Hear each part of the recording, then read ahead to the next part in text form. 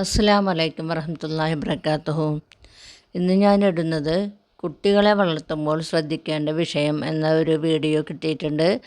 അത് എത്രയും പെട്ടെന്ന് കുട്ടികളും രക്ഷിതാക്കളൊക്കെ കേൾക്കേണ്ട വീഡിയോ ആണ്. ഇപ്പോഴത്തെ തലമുറയിലെ കുട്ടികളും എല്ലാവരും കേൾക്കേണ്ട വീഡിയോ ആണ്. എല്ലാവരും ഇത് കേട്ടിട്ട് വരാം. അപ്പോൾ ഞാൻ എന്നോട് സംസാരിച്ചു. അപ്പോൾ ആ കുട്ടി എന്നോട് പറഞ്ഞൊരു മറുപടി എന്താ പറയുക, എന്നോട് പറഞ്ഞത് എനിക്ക് വിശ്വാസമല്ല. നിനക്ക് അള്ള ഉണ്ട് എന്ന് നിനക്ക് വിശ്വാസമല്ലേ? പരലോകം ഉണ്ട് എനിക്കതൊന്നും വിശ്വാസമല്ല. അപ്പം എനിക്ക് പരലോകമുണ്ട് അല്ലെങ്കിൽ അള്ളാഹു ഉണ്ട് എന്നൊന്നും വിശ്വാസമില്ല എന്ന് ഒരു മുസ്ലിം കുടുംബത്തിലെ ഒരു പെൺകുട്ടി പറയുമ്പോൾ ഞാൻ ചോദിച്ചു, അപ്പോൾ മോള് ഏതെങ്കിലുമൊക്കെ പിന്നെ ഈ ഫ്രീ തിങ്കേഴ്സിന്റെ അല്ലെങ്കിൽ ഏതെങ്കിലുമൊക്കെ നിരീശ്വരവാദികളെ അങ്ങനത്തെ വല്ലവരുടെയും സൈറ്റിലൊക്കെ കയറി ക്ലാസ് അങ്ങനത്തെ ക്ലാസ്സൊന്നും ഞാൻ കേട്ടിട്ടില്ല. പിന്നെ ഇങ്ങനെ ഈ പടച്ചൊല്ല പറയണത്. അപ്പൊ ഞാൻ ഒരു അരമണിക്കൂർ സമയം ഒരു കുട്ടിക്ക് മനസ്സിലാകുന്ന രൂപത്തിൽ അള്ളാഹുവിന്റെ വജൂദ് ഞാൻ എന്ത് ചെയ്തു, കുട്ടിക്ക് പറഞ്ഞു കൊടുത്ത് മനസ്സിലാക്കി. എനിക്ക് തോന്നി ഏകദേശം ആ കുട്ടിക്ക് അതിനെ പറ്റി ഒരു ധാരണ വന്നു. അപ്പൊ ഞാൻ ചോദിച്ചു, എന്താണ് നീ ഒരു അള്ള ഇല്ല എന്ന് നിന്നെ പറയിപ്പിച്ചത് എന്താണെന്ന്. അതിന്റെ കാരണം ആ കുട്ടി പറയുമ്പോഴാണ് നമ്മൾ എത്രമാത്രം നമ്മൾ പാരന്റ്സിന് ക്ലാസ് കൊടുക്കണം എന്ന് നിങ്ങൾക്ക് മനസ്സിലാകും. അപ്പൊ എന്താ പറയാൻ കാരണം വരും, ഈ കുട്ടിക്ക് ദീനിയായ ശരിയായ ഒരു ബോധം ആ കുട്ടിക്ക് കിട്ടിയിട്ടില്ല. പക്ഷെ ഉമ്മയും വാപ്പയും നല്ല ദീനിയാണ്. അപ്പൊ ഉമ്മയും വാപ്പ എന്ത് ചെയ്യുന്ന, പ്രത്യേകിച്ച് ഉമ്മ എന്ത് ചെയ്യും, ഒരു സ്വൈരവും കൊടുക്കാതെ അവിടെ പുന്നാല കൂടും. ആ മക്കനൊന്നും ഇങ്ങിട്ടിട്, ആ മക്കനൊന്നും ഇങ്ങിട്ടിടുത്, മാറത്തിട്ട് ഒന്ന് പിടിച്ച് കുത്ത്, ഇതൊന്ന് നിസ്കരിക്ക്, ഇത് വേ നീക്ക് എന്ന് പറഞ്ഞ് ഓൾക്ക് ഒരു കാര്യം ചെയ്യാനും ഇഷ്ടമല്ല. കാരണം ഓൾക്ക് എന്താണ് അതിനോടൊന്നും താല്പര്യം. അങ്ങനത്തെ ഒരു കുട്ടിനെ കൊണ്ട് എന്ത് ചെയ്യാണ്, 14 കൊല്ലം ദീന് പ്രാക്ടീസ് ചെയ്യിപ്പിച്ചത് കൊണ്ടാണ് ആ കുട്ടി പാരായത്, ദൈവനിഷേധിയായത്. അപ്പൊ എന്താ എങ്ങനെ ദൈവനിഷേധി ആവുന്നത്? ഈ ദീനാണ് എനിക്ക് വീട്ടിൽ നിൽക്കാനുള്ള ഇടങ്ങേറെന്നാണ് ഓള് പറയുന്നത്. എന്റെ ജീവിതത്തിൽ ഏറ്റവും വലിയ ബുദ്ധിമുട്ട് എന്താന്ന് വെച്ചാൽ ഈ ഉമ്മാക്ക് കുറച്ച് ദീനുള്ളത് കൊണ്ടാണ്. അതുകൊണ്ട് ദീനോട് ഞാൻ ഇടങ്ങേറ. ഇപ്പൊ ഈ പടച്ചോനും പരലോന്നും ഇല്ലെങ്കിൽ എനിക്ക് ഇടങ്ങേറില്ലല്ലോ എന്ന് ഞാൻ ആലോചിച്ചു. അങ്ങനെയാണ് ഓള് ഒരു ദൈവനിഷേധിയായത് മനസ്സുകൊണ്ട്. നിങ്ങൾ ആരെങ്കിലും ഇത് ചിന്തിക്കണം. നിങ്ങളെ കുട്ടികളോടൊക്കെ നിസ്കരിക്കാൻ പറയുമ്പോൾ ആ കുട്ടിക്ക് നിസ്കാരം ബോധ്യപ്പെടുത്തിയാണ് നിസ്കരിക്കാൻ പറയണത്? തട്ടിടുന്നത് ബോധ്യപ്പെടുത്തിയിട്ടാണോ തട്ടിടാൻ വേണ്ടി പറഞ്ഞത്? ഈമാൻ ബോധ്യപ്പെടാത്ത ഒരാൾക്ക് എന്തെങ്കിലും അമല് ബാധ്യത ഉണ്ടോ സുഹൃത്തുക്കളെ? ഈമാൻ ഉള്ളിൽ തട്ടാത്ത ഒരാൾക്ക് ഒരു അമല് ബാധ്യത ഉണ്ടോ? ഈമാനാണ് പ്രധാനം. വിശ്വാസം ഉറക്കാതെ ഒരാൾക്കും ഒരു കർമ്മം ചെയ്യാൻ പറ്റില്ല. വിശ്വാസം ഉറക്കാതെ ഒരാൾ ആ വിശ്വാസം ശരിക്കും ഉള്ളിൽ തട്ടി ബോധ്യപ്പെടുത്തി കൊടുത്തിട്ട് ആ കുട്ടി ചെയ്യണം. നിസ്കാര സമയമാകുമ്പോൾ നിസ്കരിച്ചിട്ടില്ലല്ലോ എന്നുള്ളൊരു കാളൽ, ഒരു ബേജാർ ആ കുട്ടിക്ക് സ്വന്തം ഉണ്ടാവണം അല്ലെ? തട്ടം നീങ്ങുമ്പോൾ തട്ടം നീങ്ങിയല്ലോ എന്ന പേടി ആ കുട്ടിക്കുണ്ടാവണം. അതില്ലാത്ത കുട്ടികളെ നിങ്ങൾ വീട്ടിൽ വെച്ച് നിർബന്ധിക്കുമ്പോഴും അവരെ കൊണ്ട് ചെയ്യിപ്പിക്കുമ്പോഴും അവർ മതത്തിനെതിരാവുകയാണെന്ന് നമ്മൾ ആരെങ്കിലും ചിന്തിക്കാറുണ്ടോ? അത് അവരെ ബോധ്യപ്പെടുത്തി കൊടുക്കണം. ഇത് 1ഉം 2ഉം അനുഭവങ്ങൾ അല്ലട്ടോ ഞാൻ പറഞ്ഞത്. അതുകൊണ്ട് കുട്ടികൾക്ക് ശരിയായ ബോധം നൽകുക. ഞാൻ പറഞ്ഞപ്പോ ഈ കുട്ടികളെ ബോധ്യപ്പെടുത്താനൊന്നൊരു പണിയില്ല. ഈ കുട്ടികളെ ബോധ്യപ്പെടുത്തി കൊടുക്കാൻ വേണ്ടി നമ്മളിങ്ങനെ കുറേ കാലത്തെ പ്രയത്നത്തിനൊന്നും ആവശ്യമില്ല. ഒരു കുട്ടി നല്ലൊരു അറിവ് കിട്ടാൻ സമയം വേണം. ഒരു കുട്ടിക്ക് അറിവ് കിട്ടണമെങ്കിൽ എന്ത് വേണം? 1ാം ക്ലാസ് മുതൽ 5ാം ക്ലാസ് വരെ 8ാം ക്ലാസ് വരെ ഒക്കെ പഠിക്കണം. അല്ലാത്തൊരു കുട്ടിക്ക് അറിവ് കിട്ടൂല. ഭാഷ പഠിക്കണമെങ്കിൽ, ഖുർആൻ അർത്ഥം പഠിക്കണമെങ്കിൽ, നിസ്കാരത്തിലെ ദിക്റുകൾ ചെല്ലണമെങ്കിലും, അദ്കാറുകൾ പഠിക്കണമെങ്കിലും ഒക്കെ എന്ത് വേണമെന്നറിയോ? ആ കുട്ടിക്ക് അറിവ് കിട്ടണമെങ്കിൽ നമ്മളത് സിലബസ് ഒക്കെ വെച്ച് പഠിപ്പിക്കണം. പക്ഷെ ആ കുട്ടി നല്ലൊരു കുട്ടിയാവാനുള്ള ഒരു ബോധം ആ കുട്ടിക്ക് നൽകുക എന്നുള്ളത് നമുക്ക് ചിലപ്പോൾ എന്താ ചെറിയൊരു സമയം കൊണ്ട് സാധിക്കും. അപ്പൊ ഒരാൾക്കൊരു മാനസാന്തരം ഉണ്ടാവാൻ കുറഞ്ഞ സമയം കൊണ്ട് പറ്റും. ഞാൻ ഉദാഹരണങ്ങൾ പറയാം. എത്രയോ വർഷങ്ങൾ, 5 വർഷമായിട്ട് ആ കുട്ടിക്ക് എന്താണ്, അവരുടെ കുടുംബത്തിൽപ്പെട്ട ഒരു പയ്യനായിട്ട് റിലേഷൻ ഉണ്ട്, ബന്ധമുണ്ട്. അപ്പൊ ആ കുട്ടി ഇത്ര കാലം അവർ സമ്മർദ്ദം ചെലുത്തിയിട്ടും വീട്ടുകാർ മുഴുവനായിട്ട് മെനക്കെട്ടിട്ടും ആ കുട്ടിക്ക് ഒരു മാനസാന്തരവും വന്നിട്ടില്ല, ഒന്നും സംഭവിച്ചിട്ടില്ല. അപ്പൊ ഞാൻ ആ കുട്ടിയോട് ചോദിച്ചൊരു ചോദ്യമുണ്ട്. അവരൊക്കെ മാനസാന്തരം വരാൻ 1000 മണിക്കൂറൊന്നും വേണ്ടാന്ന് പറയാനാണ്. ആ കുട്ടിക്ക് മാനസാന്തരം വന്നത് ഞാൻ ആ കുട്ടിയോട് ചോദിച്ചു, നിന്റെ വാപ്പയുടെ ജീവിതത്തിൽ ഏറ്റവും വേദനിച്ച ഒരു ദിവസം ഏതാണെന്ന് നിനക്ക് അറിയിച്ചു? അത് ഇന്നാണ്. അതെന്താ കാരണം അറിയോ? നിന്നെ കൂട്ടി നിന്റെ ഈ വാപ്പ എന്റെ വീട്ടിലേക്ക് വന്ന് നീ ഒരു പ്രേമത്തിൽ കുടുങ്ങി എന്ന് പറയേണ്ടി വരുന്ന ഒരു ഗതികേടുണ്ടല്ലോ, അത് അയാളെ സംബന്ധിച്ചിടത്തോളം ജീവിതത്തിൽ മറക്കാൻ പറ്റാത്ത ഒരു വേദനയാണ്. ഞാൻ അത് പറഞ്ഞപ്പോൾ ആ കുട്ടി ശരിക്കും അലമുറയിട്ട് കരഞ്ഞു. ഒരു ഷോക്കല്ല, ഉപ്പാനെ സങ്കടപ്പെടുത്തിയതിന്റെ ആ ദുഃഖം അവളിൽ ശരിക്കും പ്രകടമായി. ശരിക്കും ആ ഒരു വാക്കിന് ശേഷം ഞാൻ പറഞ്ഞതൊക്കെ അവൾ കേട്ടു. ഞാൻ അവസാനം അവൾ ചോദിച്ചു, നിനക്ക് ഈ വാശി നടപ്പിലായാൽ, ഈ പ്രേമം നടപ്പിലായാൽ നിനക്ക് കിട്ടുന്ന ലാഭം എന്താ? നഷ്ടം ഞാൻ പറഞ്ഞുതരാം, നഷ്ടങ്ങൾ ഞാൻ പറഞ്ഞുതരാം. ഒന്നാമത്തെ നഷ്ടം, നിന്റെ വീട്ടിൽ ഏറ്റവും അധികം നല്ലൊരു കുട്ടി എന്ന നിലക്ക് നിന്റെ വാപ്പയും ഉമ്മയും 19 കൊല്ലം വളരെ ബഹുമാനത്തോടെയും സ്നേഹത്തോടെയും കണ്ട നിന്റെ പ്രേമം ഫോണിൽ കണ്ട അന്ന് നിന്നെ കുറിച്ചുള്ള ആ ധാരണ വാപ്പയും ഉമ്മയും എന്ത് ചെയ്തു? തിരുത്തി. നഷ്ടല്ലേ? ചെറിയ നഷ്ടം നിനക്ക്. നിന്റെ കുടുംബത്തിൽ മുഴുവനും നല്ല കുട്ടി എന്ന് കുടുംബക്കാർ പറഞ്ഞവർ ഈ വിവരം അറിഞ്ഞതോടുകൂടെ എന്ത് ചെയ്തു? ആ കുടുംബക്കാർ നിന്നെ കുറിച്ച് തെറ്റായി വിചാരിച്ചു. മാത്രല്ല, നല്ലൊരു കുട്ടിയാണെന്ന നിലക്ക് ദീന്റെ കാര്യങ്ങൾ പാലിച്ചു പോരുന്ന നിനക്ക് ഇവന് ചാറ്റ് ചെയ്യും, ഇവനെ ബന്ധപ്പെടും ചെയ്യുമ്പോഴൊക്കെ അതിന്റെ ഒരു കുറ്റബോധം, മനസ്സിന്റെ ഒരു വിഷമം, ഞാനാണല്ലോ ഇത് ചെയ്യുന്നത് എന്നുള്ള ഒരു ഭയങ്കരമായ വേദന, അതൊക്കെ എത്ര ശക്തമാണ്. ഇങ്ങനെ ഞാൻ ഓരോന്നോരോ, ഇനിയിപ്പോ കല്യാണം കഴിയുകയാണെങ്കിലോ ഒരു നല്ല കുടുംബജീവിതം നിനക്കില്ല. ഈ ഭൂമിയിൽ കിട്ടേണ്ട ഏറ്റവും സൗഭാഗ്യകരമായ ഒരു കുടുംബജീവിതം നിനക്ക് നഷ്ടപ്പെട്ടു പോയി. നാളെ നിനക്ക് കുട്ടികൾ ഉണ്ടായാൽ ആ കുട്ടികൾ ചോദിക്കും, എന്തെങ്കിലും നീ ഒരു നല്ല കാര്യം പറയുമ്പോൾ ആ കുട്ടികൾ തിരിച്ചു ചോദിക്കും, ഉമ്മി മാപ്പി എങ്ങനെ കല്യാണം കഴിഞ്ഞു എന്ന ഒരു ചോദ്യത്തിന് മുന്നിൽ നിനക്കൊന്നും മക്കളോട് പറയാൻ സാധിക്കാത്ത അവസ്ഥ വരും. ഇങ്ങനെ ഞാൻ അങ്ങനെ എണ്ണി പറഞ്ഞപ്പോ അവസാനം അവള് എന്നോട് പറഞ്ഞു, ഇത് ഒഴിവാകാനുള്ള വഴി പറഞ്ഞു തരും. നമ്മൾ ഒഴിവാകാനുള്ള വഴി പറഞ്ഞു കൊടുത്തു. ഞാൻ ഇത് നിങ്ങളോട് വേണം വെച്ചാൽ, ഒരു കുട്ടീന്റെ മനസ്സ് മാറാൻ ചിലപ്പോ 5 മിനിറ്റ് മതിയാവും. പക്ഷെ ആ മനസ്സ് മാറാത്തിടത്തോളം കാലം ആ കുട്ടി സ്വന്തമായ ഒരു നന്മയും ചെയ്യൂല. അത് ബോധ്യപ്പെടുത്തി കൊടുക്കുന്നിടത്ത് നമ്മൾ വിജയിച്ചെങ്കിലേ നമുക്ക് രക്ഷയുള്ളൂ. അത് ബോധ്യപ്പെടുത്തി കൊടുക്കേണ്ട സമയത്ത് നിങ്ങൾ ബോധ്യപ്പെടുത്തി കൊടുത്തില്ലെങ്കിലോ പിന്നെ ആ കുട്ടി പ്രായപൂർത്തിയായി വലുതായി കഴിഞ്ഞാൽ പിന്നെ നമ്മുടെ നിയന്ത്രണത്തിലല്ല, പിന്നെ നമുക്കൊന്നും ചെയ്യാൻ പറ്റൂല. ഇന്ന് കരയാനേ പറ്റൂ. ഇന്നൊരു സഹോദരി എന്നോട് പറഞ്ഞു, അവരെ ഭർത്താവ് പെട്ടെന്ന് കഴിഞ്ഞ വർഷമായിരിക്കും, അയാൾക്ക് ഗൾഫിൽ വലിയ ബിസിനസ്സുകൾ, ആ ബിസിനസ് സാമ്രാജ്യങ്ങളുള്ള സമയത്താണ് പെട്ടെന്ന് മരണം. പിന്നെ ആരാ കൊണ്ടുനടക്കുക? അപ്പൊ ഇതിൽ മൂത്ത മകനെ അണ്ട് പറഞ്ഞയച്ചു, എല്ലാ പഠിപ്പും നിർത്തി ബിസിനസ് കൊണ്ടുനടക്കാൻ. ലക്ഷങ്ങൾ അവിടെ നിന്ന് അവർക്ക് ടേൺ ഓവർ കിട്ടുന്ന ഒരു വലിയ ബിസിനസ്. അവൻ അവിടെ പോയിട്ട് വാപ്പക്കറിയല്ലോ ഇത് എങ്ങനെ കച്ചവടമൊക്കെ ഉണ്ടാക്കിയത്, ഓനൊന്നും അറിയില്ലല്ലോ. ഓന് ക്യാഷിലിരുന്ന് പൈസ വാങ്ങണത് മാത്രമേ അറിയുള്ളൂ. അതുകൊണ്ടാണ് ആഘോഷിച്ചാൽ എന്താ ഉണ്ടാവുക നിങ്ങൾക്ക് അറിയാം. ഓനെ മെല്ലെ ഇങ്ങോട്ട് അവിടെ നിന്ന് ഫ്ലൈറ്റിൽ കയറ്റിന് കൊടുന്നതാണ്. അപ്പൊ അവനൊരു ഉപദേശം കൊടുക്കാനാണ് പറഞ്ഞത്. ഞാൻ പറഞ്ഞു, അവനെ അങ്ങോട്ട് കയറ്റി വിടുന്നതിന് മുന്നേ അവന് ബോധ്യപ്പെടുത്തി കൊടുക്കുന്ന ചില കാര്യങ്ങളുണ്ട്. അത് ബോധ്യപ്പെടുത്തി കൊടുക്കാതെ കയ്യിൽ പൈസ കൊടുത്താൽ പിന്നെ നമുക്കൊന്നും ചെയ്യാൻ പറ്റൂല. അപ്പൊ നമ്മുടെ ഒരു കുട്ടി നാളെ നരകത്തിൽ പോവാതിരിക്കാൻ അവന് നൽകേണ്ട അടിസ്ഥാന ബോധം നമ്മൾ എന്ത് ചെയ്യണം? നൽകുക എന്നുള്ള ഒരു കടമ നിർവഹിച്ചോ ഇല്ലേ? കുട്ടി മദ്രസ പോകണ്ടോ ഇല്ലേ എന്നല്ലട്ടോ ഞാൻ പറഞ്ഞത്. മദ്രസ പോകുന്നുണ്ടോ ഇല്ലേ എന്നുള്ളതല്ല, നമ്മുടെ കുട്ടിക്ക് നമ്മൾ ഉൾക്കൊണ്ട ഈ ഒരു ദീൻ ബോധ്യപ്പെട്ടിട്ടുണ്ടോ ഇല്ലയോ എന്ന ചോദ്യത്തിന്റെ ഉത്തരം എന്ത് ചെയ്യണം? നമ്മൾ കണ്ടെത്തണം. അല്ലെങ്കിൽ അത് ബോധ്യപ്പെടുത്തി കൊടുക്കാനുള്ള വലിയൊരു ബാധ്യത നമുക്കുണ്ട്. എന്താണ് നമുക്ക് ചെയ്യാൻ പറ്റുക? എന്താണ് വലിയ ക്ലാസ് ആണ്, നീണ്ട സമയം പറഞ്ഞ കാര്യം. പക്ഷെ എന്നാലും നിങ്ങളൊരു പിന്നെ മക്കളെ കാര്യം ആവുന്നതുകൊണ്ട് ആ പറഞ്ഞ കാര്യം അങ്ങനെ അവിടെ കിടക്കും എനിക്കറിയാം. നമ്മൾ ഒരു പക്ഷെ നമ്മളെ കൊണ്ട് കഴിയുമെങ്കിൽ നമ്മൾ അതിലൊരു മാറ്റം ഉണ്ടാക്കാൻ വേണ്ടി ശ്രമിക്കുമെന്നും എനിക്കറിയാം. അതുകൊണ്ട് ഞാൻ നിങ്ങളോട് പറയണം, ഏറ്റവും ഒന്നാമത്തെ ഒരു കാര്യം എന്ന് പറഞ്ഞാൽ എന്തായാലും കുട്ടികളെ കൂടെ കൊണ്ടുനടക്കാന്നില്ലാണ്. കുട്ടികളെ കൂടെ കൊണ്ടുനടക്കാം. കൂടെ കൊണ്ടുനടക്കുക എന്ന് ഞാൻ പറയുമ്പോൾ നിങ്ങൾക്കറിയാം, ഞാൻ ഓതി വെച്ച ആയത്ത് ഫലമ്മാ ബലഗ മഅഹുസ്സഅയ്, കുട്ടി തന്റെ കൂടെ നടക്കാറായപ്പോൾ, അതായത് ഇസ്മായിൽ നബി ഇബ്രാഹിം നബിന്റെ കൂടെ നടക്കാറായപ്പോൾ, അതിന് ഇമാം നാസിർ സഅദി റഹ്മത്തുള്ളാഹി കൊടുത്ത വ്യാഖ്യാനം എന്താന്ന് ചോദിച്ചാൽ, അതായത് കുട്ടി മുതിർന്നു വന്ന് നിങ്ങൾക്ക് ആ കുട്ടിയെ ശ്രദ്ധിക്കേണ്ടി വരാത്ത ഒരവസ്ഥ, നിങ്ങൾക്ക് ആ കുട്ടിയെ ശ്രദ്ധിക്കേണ്ടി വരാത്ത ഒരവസ്ഥ. എന്നാലും നിങ്ങൾക്ക് അവനെ കൊണ്ട് ഉപകാരം കിട്ടും. ചില പണികളൊക്കെ ഓനോട് എടുപ്പിക്കുക, നിങ്ങൾക്ക് ഓനെ നോക്കണ്ട, ഓൻ എവിടെ പോണൂന്ന് അറിയണ്ട. അങ്ങനത്തെ രൂപത്തിൽ സ്വതന്ത്രമായി ആ കുട്ടി എന്താണ് ഇനി ഓൻ ജീവിച്ചോളും എന്ന നിലക്കുള്ള ഒരു പക്വതയും ദീനും വിചാരമൊക്കെ അവൻ എത്തുക. ആ സമയം എന്ന് പറഞ്ഞാൽ നമുക്ക് കുട്ടികള് ആ സമയത്ത് കുട്ടി നഷ്ടപ്പെടുക, കുട്ടിക്ക് എന്തെങ്കിലും സംഭവിക്കുക എന്ന് പറഞ്ഞാൽ സഹിക്കാൻ പറ്റൂല. കാരണം നമുക്കിനി ആ കുട്ടിയിൽ എന്തില്ല, പ്രത്യേകിച്ച് ഇടങ്ങാറൊന്നുമില്ല. ഓനെ കൊണ്ട് ഇനി ഉപകാരങ്ങൾ കിട്ടാൻ തുടങ്ങുന്ന പ്രായത്തിലാണ്. അതാണ് അത്ര ഫലമ്മാ ബലഗ മഅഹുസ്സഅയ് എന്നാണ്. അപ്പൊ ആ സമയത്ത് എന്താ സംഭവിക്കുന്നത്? ഇബ്രാഹിം നബി അലൈഹി സ്വലാമിന്റെ മനസ്സ് ആ ഇസ്മായിൽ നബിക്ക് ഉണ്ട് അല്ലെ? ഇബ്രാഹിം നബിക്ക് എന്ത് മനസ്സാണോ ഉള്ളത് അത് കുട്ടിക്കുണ്ട്. അതെങ്ങനെ കിട്ടിയതാണ്? നാട്ടിൽ ഖുർആൻ ക്ലാസ് പോയിട്ട് കിട്ടിയല്ലോ, വാപ്പാന്റെ കിട്ടിയ മനസ്സിലെ വാപ്പന്നല്ലേ പ്രവാചകൻ. ആ പ്രവാചകൻ എന്ന് കിട്ടിയത് എങ്ങനെ? മനസ്സ് കിട്ടിയത് എങ്ങനെ കിട്ടി?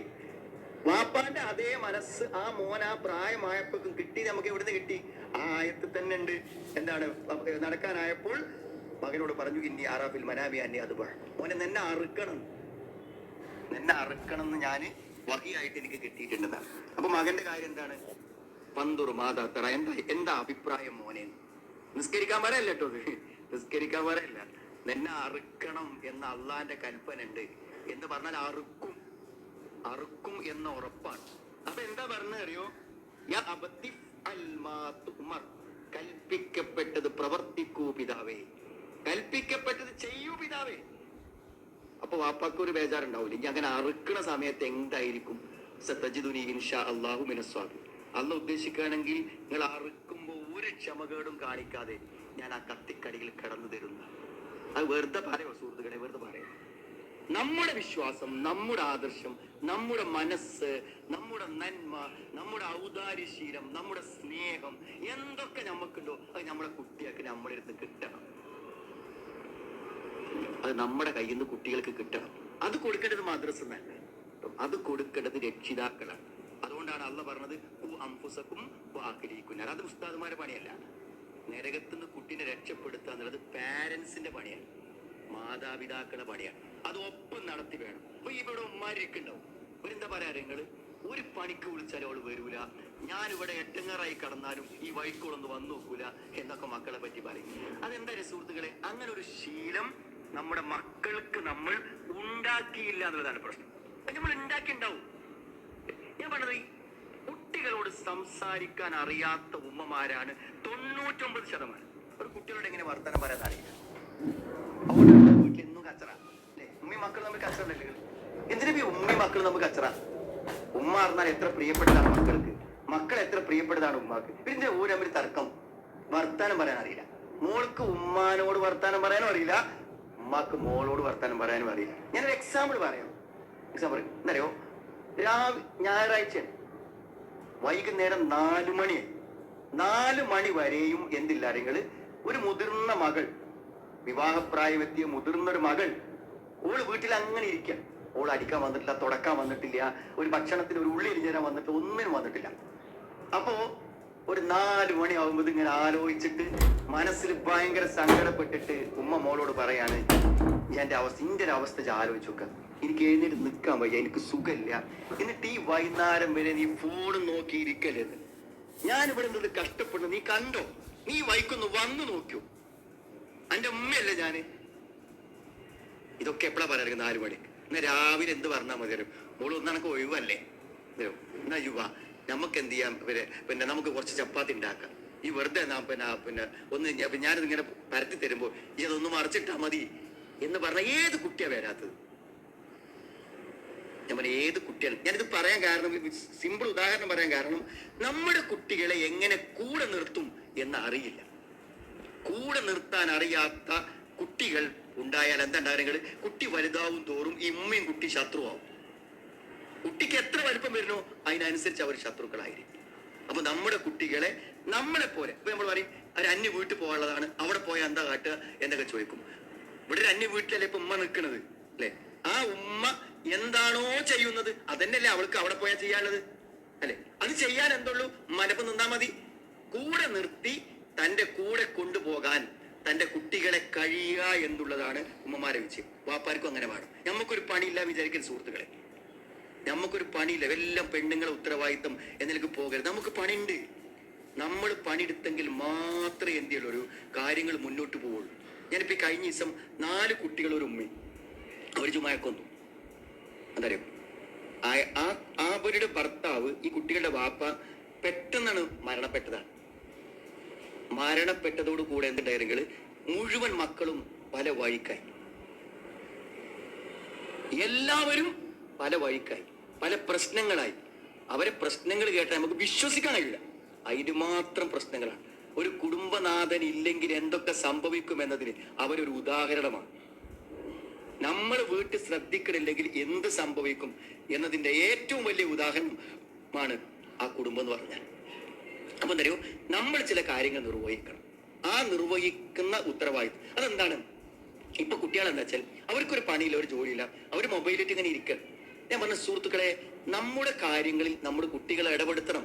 ആൺകുട്ടികളാണെങ്കിലും പെൺകുട്ടികളാണെങ്കിലും ഒക്കെ നമ്മുടെ കാര്യങ്ങളും നമ്മുടെ ജോലികളും ഒക്കെ ചെയ്യുന്നിടത്തുള്ള സഹായങ്ങൾക്കും കാര്യങ്ങൾക്കും കൂട്ടി അവർക്ക് ചില പണികൾ കൊടുത്ത് ജോലികൾ കൊടുത്തും അവരെ കൂടെ നിർത്തി നമ്മൾ പോകുന്ന ക്ലാസ്സിലേക്കും നമ്മൾ പോകുന്ന യാത്രകളിലും ഒക്കെ കൊണ്ടുപോയി നമ്മുടെ അതേ മനോഭാവം അവർക്ക് സൃഷ്ടിച്ച് അവരെ സദാ നിരീക്ഷിച്ച് അവർക്ക് വേണ്ട സ്നേഹവും അതേപോലെ തന്നെ ശാസനകളും നൽകി കൂടെ നിൽക്കേണ്ട ഉത്തരവാദിത്വം വാപ്പക്കുണ്ട്. ഇത് നമ്മൾ ചെയ്താലേ മുന്നോട്ട് പോകാൻ പറ്റുള്ളൂ. പിന്നെ നമ്മുടെ കുട്ടികൾക്ക് വരുന്നൊരു പ്രശ്നം ഞാൻ കാണുന്നത് മാതൃകയാവാന്നുള്ളത്. എനിക്ക് പരിചയമുള്ള ഒരു സ്ഥലത്ത് ഒരു ക്ലാസ് നടക്കുന്നുണ്ട്.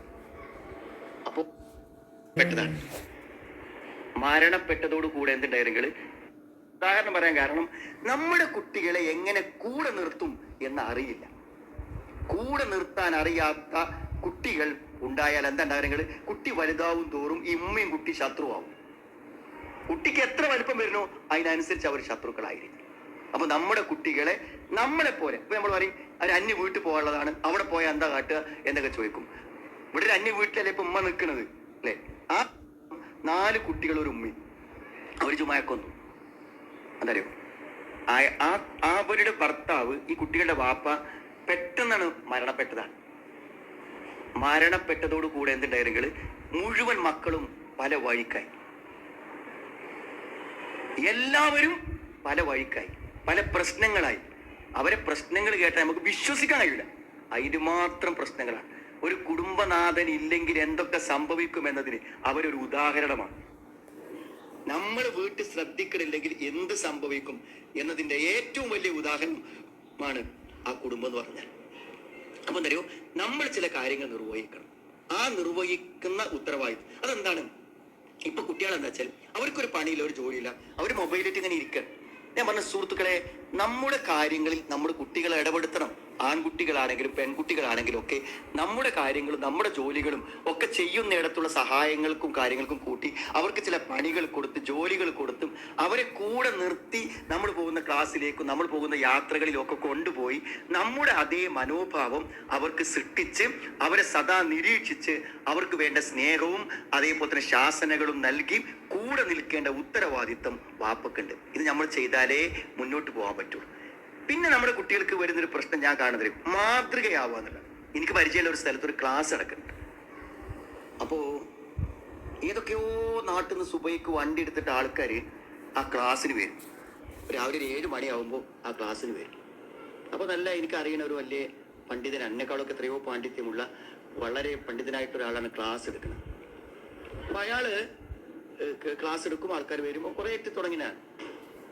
അപ്പൊ ഞാന് ഈ ക്ലാസ് എടുക്കുന്ന വ്യക്തിയുടെ വാപ്പയുടെ സുഹൃത്തും അയൽവാസിയുമായ ഒരു കാരണവരെ എനിക്ക് പരിചയമുണ്ട്.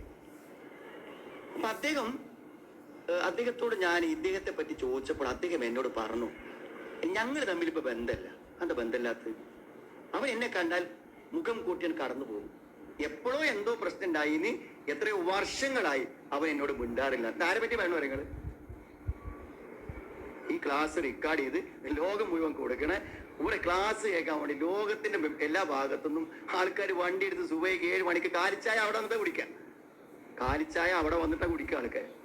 ഞാൻ ആ വ്യക്തിനും ഒന്നും ഞാൻ പറഞ്ഞിട്ടില്ല. പക്ഷെ എന്റെ മനസ്സിൽ എന്താ ഉണ്ടാവുക വെച്ചാൽ അയാളുടെ പാണ്ഡിത്യത്തെ കുറിച്ചും എനിക്കറിയാം, അതേപോലെ തന്നെ അദ്ദേഹത്തിന്റെ ഈ പെരുമാറ്റത്തെ കുറിച്ചും എനിക്കറിയാം. രണ്ടും നേരിട്ട് അറിയണതാണ്. അപ്പൊ ഒരിക്കലും എന്താ വെച്ചാൽ അദ്ദേഹം ദീനിയായ ഒരു സംസാരം നടത്തുന്നു എന്നത് ഒരു നിലക്കും എന്റെ മനസ്സിന് ഉൾക്കൊള്ളാൻ പറ്റിയില്ല. ഞാൻ പറയണു, ഇതെങ്ങാനും ആ ക്ലാസ്സിൽ വരുന്ന ആൾക്കാർക്ക് അറിയെങ്കിൽ ഒരാരോ ക്ലാസ്സിൽ ഇരിക്കൂല. ഞാനിത് പറയാൻ കാരണം എന്താ വെച്ചാൽ നമ്മളെ പറ്റിയുള്ള മതിപ്പാണ് നമ്മുടെ അറിവിനേക്കാളും പ്രധാനം. ഞാനൊരു കാര്യം നിങ്ങൾക്ക് പറഞ്ഞു തരുമ്പോൾ എനിക്ക് എത്ര വിവരം ഉണ്ടെന്നല്ല. വിവരം എന്നുള്ളത് എന്താ വെച്ചാൽ ഇപ്പൊ AI കാലം വരാൻ പോകുന്നത്. നമ്മൾ ഒരു കാര്യം ചോദിച്ചാൽ ലോകത്തിലെ മുഴുവൻ വിവരം ശേഖരിച്ചിട്ട് ഇങ്ങനെ വായത് ഇങ്ങനെ പറയും. ആ വിവരം അയാളുടെ ജീവിതത്തിൽ പ്രതിഫലിക്കുന്നുണ്ടോ?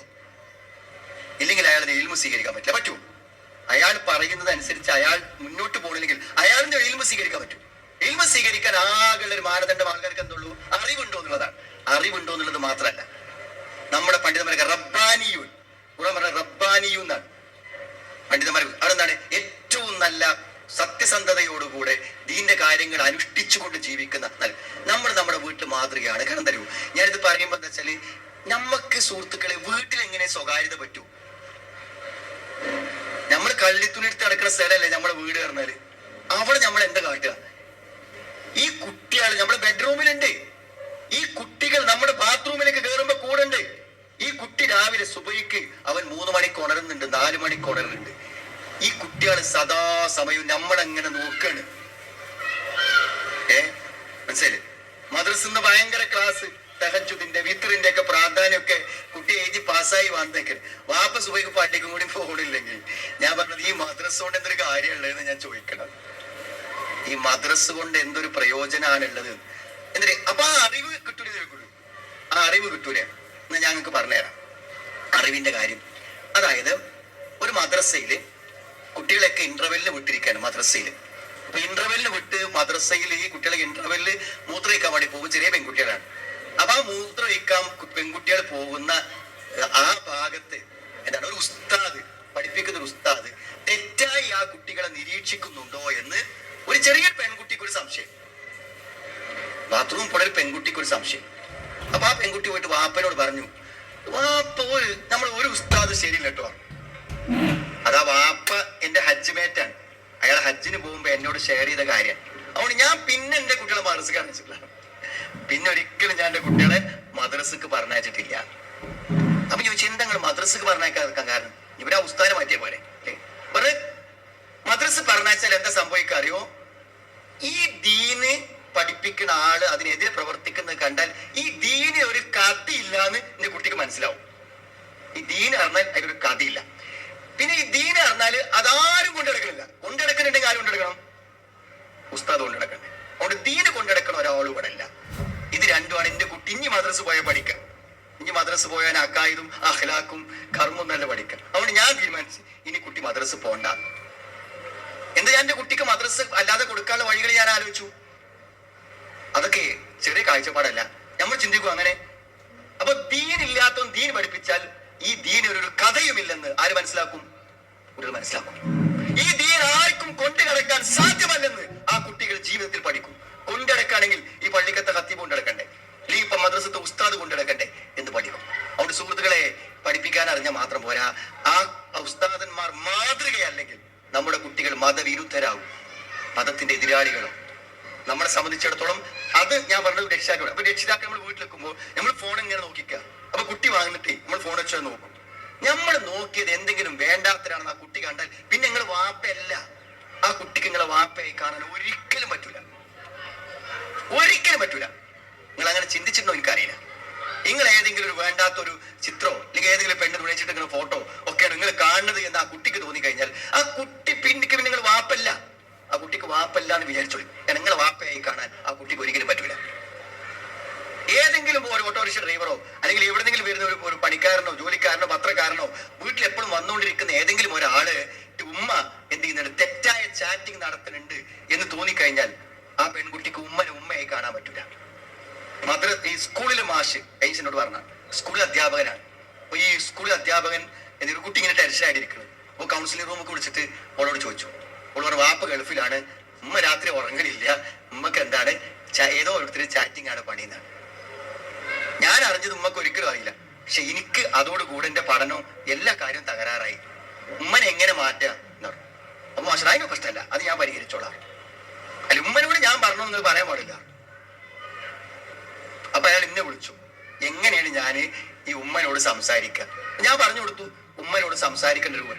ഉമ്മനോട് സംസാരിച്ചപ്പോ ഉമ്മ അവസാനം പറഞ്ഞു, ഇതെങ്ങനെങ്കിലും ഒന്ന് നിർത്തണമെന്ന് ഞാൻ ആഗ്രഹിക്കുന്നുണ്ട്, പക്ഷെ എനിക്കത് നിർത്താൻ കഴിയാതെ വന്നതാണ്. ഏതായിരുന്നാലും ഈ കാരണം ഇത് നിർത്താനുള്ള ഒരു കാരണമാണ്.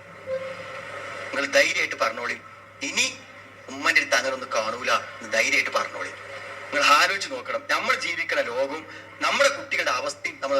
അതുകൊണ്ട് സുഹൃത്തുക്കൾ, നമ്മുടെ കുട്ടികൾ ഈ ദീനിനോട് മതിപ്പില്ലാത്തവരായി, ദീനിനോട് പ്രതിബദ്ധത ഇല്ലാത്തവരായി പോകാൻ കാരണം എന്താന്ന് വെച്ചാൽ നമ്മൾ ദീനിനോട് പ്രതിബദ്ധത കാണിക്കാതെ, അത് കാണിക്കാതെ നമ്മൾ എന്ത് പഠിപ്പിച്ചിട്ടും എത്ര പഠിപ്പിച്ചിട്ടും എത്ര വിവരം കൊടുത്തിട്ടും ഏത് ഹിഫ്ള് കോളേജ് കൊണ്ടാക്കിയിട്ടും ആ കുട്ടിക്ക് ദീനിനോടൊരു മതിപ്പുണ്ടാക്കി തീർക്കാൻ പറ്റൂല. പിന്നെ ഞാൻ പറഞ്ഞത് ഇത് മാത്രല്ല, നിങ്ങളുടെ കുട്ടിക്ക് എല്ലാ നിലക്കും ദീനിയായിട്ട് വളരാനും അവന്റെ ബുദ്ധി വളരാനും അവൻ എന്ത് കാര്യങ്ങളിൽ വളർച്ച കിട്ടണമെങ്കിൽ എന്താ അറിയൂ, ഒരു മനസ്സമാധാനവും സന്തോഷമുള്ള ഒരു അന്തരീക്ഷം വേണം. ഇറച്ചിക്ക് ഇറച്ചി, മീനിന് മീന്, അതല്ല സുഹൃത്തുക്കൾ.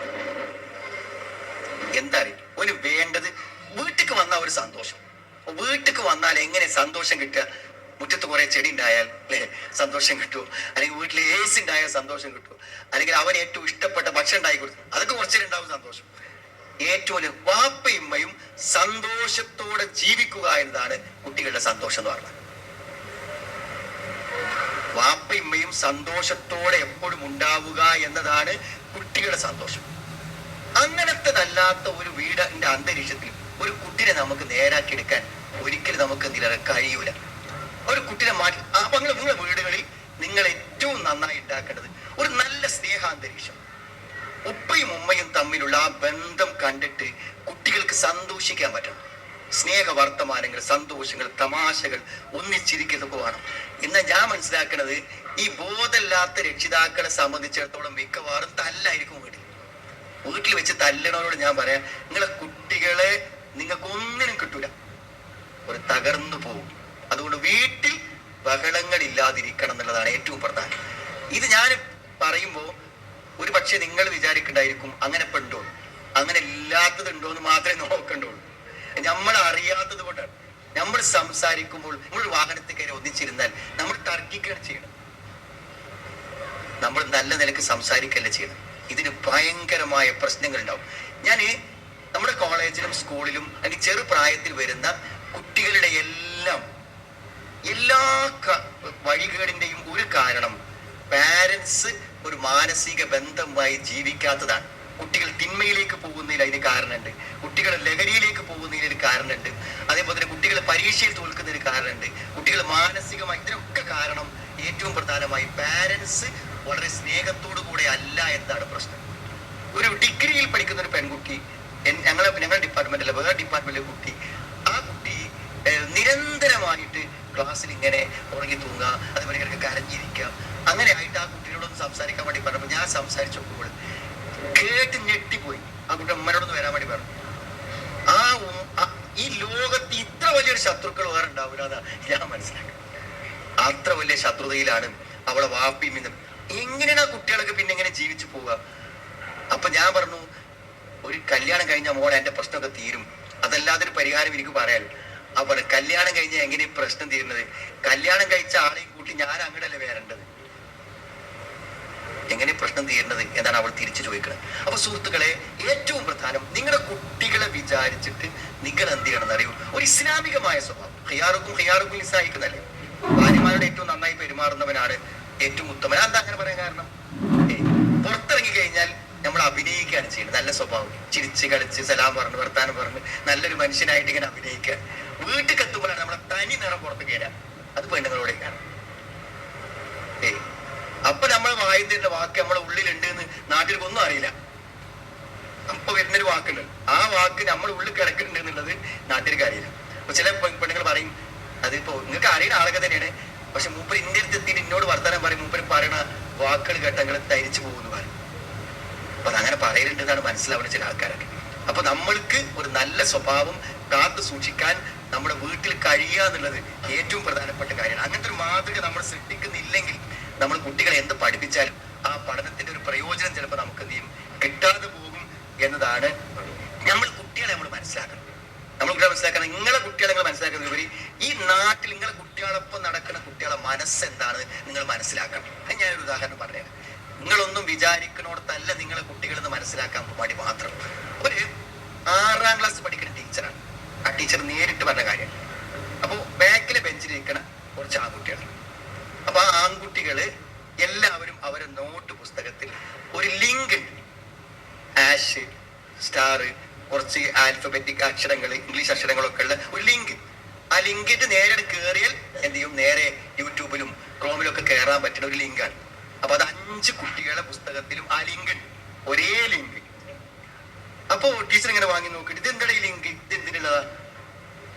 ടീച്ചർ കാണാൻ പറ്റൂല. ആ ടീച്ചർക്ക് കാണാൻ പറ്റാത്ത ലിങ്കാണ്.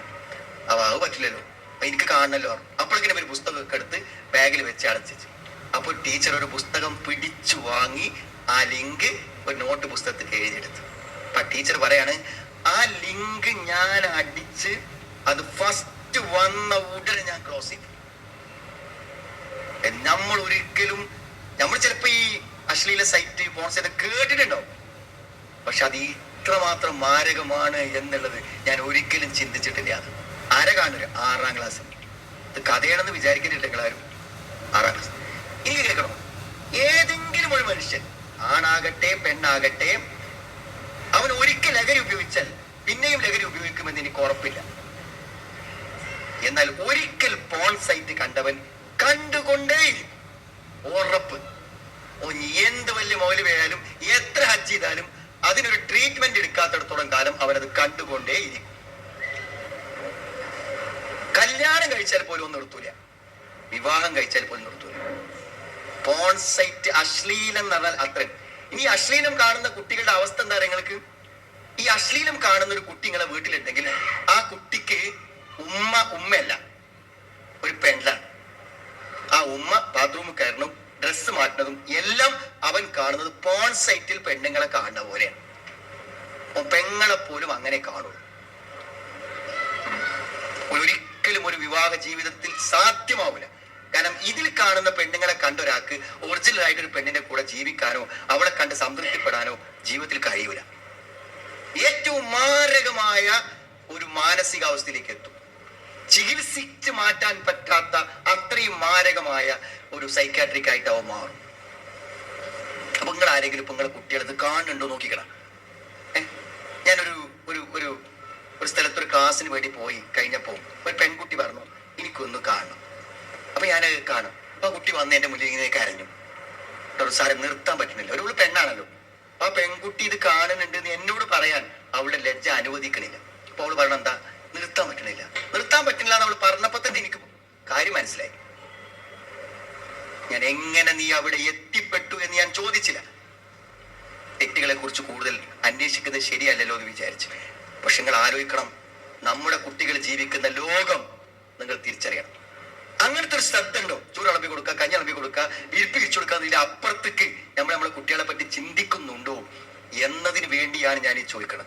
ഇനി ഇതിന്റെ അപ്പുറത്തേക്കാണ് നിങ്ങൾ വിചാരിക്കാത്ത ലെവലിലാണ് പ്രേമം കിടക്കണം. അതൊന്നും ഞാൻ അവിടെ വിശദീകരിക്കണില്ല.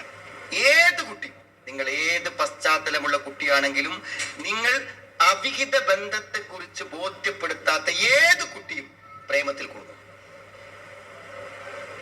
നിങ്ങൾ അതോടെ പഠിപ്പിച്ചിട്ടില്ലെങ്കിൽ ഇതിന്റെ അപകടങ്ങളെ കുറിച്ച് ആ കുട്ടിക്ക് നിങ്ങൾ ഒരു പ്രായം എത്തുമ്പോൾ, ഒരു 14 വയസ്സിന്റെയും 20 വയസ്സിന്റെ ഇടക്ക് നിങ്ങൾ അവളെ കൊടുക്കും. കാരണം എന്താ, അത് അവളെ കുറ്റല്ല, അവളെ കുറ്റല്ല. കാരണം പെൺകുട്ടികളെ ഈ വലയിൽപ്പെടുത്താൻ ബോധപൂർവം ആൺകുട്ടികൾ ശ്രമിക്കുന്നത് കൊണ്ടാണ് ഞാൻ പറഞ്ഞത്. നിങ്ങളെ കുട്ടി നല്ല കുട്ടി കഴിക്കോട്ടെ, മനസ്സിലായി. ഇപ്പൊ അടുത്തൊരു ഇതിൽ കുടുങ്ങിയ കുട്ടി ഞാൻ പറഞ്ഞു, എങ്ങനെ മോളെ നീ അതിൽ പെട്ട്? ഓളതിനെ വരും, ഓളൊരു പാട്ടടി, ഒരു നല്ല പാട്ടടി, പാട്ട് പാടിയിട്ട് ഓളത് പിന്നെ ഇൻസ്റ്റാഗ്രാമിലൊന്നും ഇട്ടിട്ടില്ല. ഓളാ പാട്ട് ഓളൊരു പെൺ സുഹൃത്തിന് അയച്ചു കൊടുത്തു, അവളെ കൂട്ടുകാരിക്ക് അയച്ചു കൊടുത്തു. അപ്പൊ കൂട്ടുകാരി അത് ഇൻസ്റ്റാഗ്രാമിൽ പോസ്റ്റ് ചെയ്തു. ഇൻസ്റ്റാഗ്രാമിൽ പോസ്റ്റ് ചെയ്തപ്പോൾ അതിന്റെ കമന്റുകൾ ഇവള് വായിച്ചു. ആ കമന്റിൽ ഒരു പയ്യൻ ആ പാട്ടിനെ പറ്റി ഒരു കമന്റ്, ആ പാട്ടിനെ പറ്റി അവൻ കമന്റ് ചെയ്തത് പാട്ട് ഗംഭീരായിട്ടല്ല, അവള് കണ്ട് ആ കമന്റ് ഇഷ്ടപ്പെട്ട് അവനോട് പ്രതികരിക്കാനാണ്. എന്നിട്ട് പിന്നെ ആ കമന്റും ആ പാട്ടൊക്കെ സ്ക്രീൻഷോട്ട് എടുത്തിട്ട് അവൻ ഇവൾക്ക് പേഴ്സണൽ മെസ്സേജ് ചെയ്തു. എന്നിട്ട് അവളുടെ ചാറ്റിങ് ആരംഭിച്ചു. അങ്ങനെയാണ് അവളെ, ഒരു നല്ല പെൺകുട്ടിയെ എന്താക്കിയത്, സുന്ദരമായി അവൻ വശത്താക്കിയത്. അപ്പൊ പെൺകുട്ടിക്ക് പറഞ്ഞു കൊടുക്കണം, തരൂ, നല്ല കമന്റും നല്ല ലൈക്കൊക്കെ വരുമ്പോൾ മനസ്സിലാക്കണം, ഇതൊക്കെ ബോധപൂർവം ചെയ്യുന്നതാണെന്ന് മനസ്സിലാക്കണം എന്നാരെങ്കിലും പറഞ്ഞു കൊടുത്തു. അവൾ നിഷ്കളങ്കമായി തന്റെ പാട്ട് ഇഷ്ടപ്പെട്ട ഒരാള് ഒരു കമന്റ് പറഞ്ഞു എന്നേ അവൾ വിചാരിച്ചിട്ടുള്ളൂ. ഇപ്പൊ ഞാൻ പറഞ്ഞത്, നമ്മുടെ കുട്ടികൾക്ക് പഠിപ്പിക്കേണ്ടത് പഠിപ്പിച്ചു കൊടുക്കണം, പറഞ്ഞു കൊടുക്കേണ്ടത് പറഞ്ഞു കൊടുക്കണം. അത് പറഞ്ഞു കൊടുക്കാതെ സുഹൃത്തുക്കളെ പിന്നെ ഖേദിച്ചിട്ടും പിന്നെ കൗൺസിലർമാരെ തെരഞ്ഞിട്ടും പിന്നെ അവനും പിടിച്ചും ഓടിച്ചിട്ടും അതേമാതിരി ഹോസ്റ്റലിൽ കൊണ്ടാക്കിയിട്ടൊന്നും വലിയ കാര്യം ഉണ്ടാവില്ല. ഇതൊക്കെ നമുക്ക് സമയാർജിതമായി കൊടുക്കാൻ പറ്റുന്ന ഒരു കാര്യമാണ്. ഒന്നുമില്ല, ഒരു 5 വയസ്സ് ഒരു 7 വയസ്സ് വരെ നിങ്ങൾ പോലെ നല്ലവണ്ണം സ്നേഹിക്കുക, നല്ലോണം ഇഷ്ടം, എപ്പോഴും ഉമ്മാരൊപ്പം ഉണ്ടാവുക, വലിയമാനത്താക്കി പോകരുത്.